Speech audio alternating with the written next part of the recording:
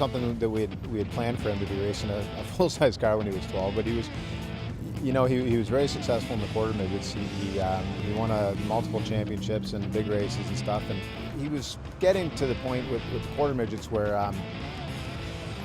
he just needed to be challenged a little more again. So this was good. He's certainly challenged here.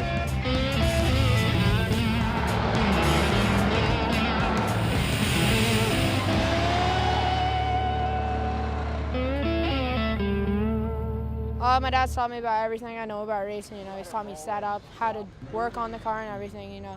I'm one of those drivers that's just like, get in and go, you know. You're going to the front, you can't go anywhere else. We've been racing for a long time. Dad raced up at Speedway Park in Hamilton in the 60s, and my brothers and I got into it.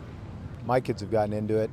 Caden's my oldest, and he started in 2005 in quarter midgets, and he's moved into street stocks, and my other two boys are still racing quarter midgets. You know, if it weren't for Dad, none of us would be racing. You know, it was actually his idea to get into this stuff, and I told him he was crazy. You know, we're not going to stick a 12-year-old in a full-blown race car, and he convinced me that it was logical somehow.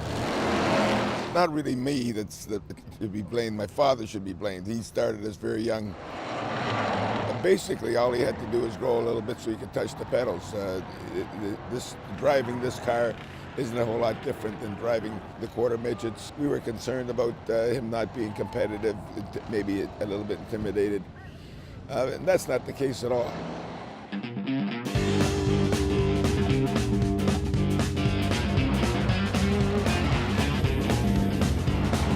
I think there was some people who weren't really thrilled about him out there, but you know, the truth of the matter is he's 12, but he's been racing for 7 years, and for 5 years he's raced 3 cars, so you could say he's got 21 years of experience plus, which is probably a lot more than a lot of people do.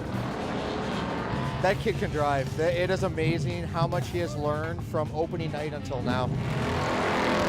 The guys that have way more experience, they've been, you know, they're going to pressure him a lot more. As long as he's patient, he takes his time, he comes from a racing background, and he's won a lot in quarter midgets and stuff, and he's going to be, he'll be one of the next great ones for sure.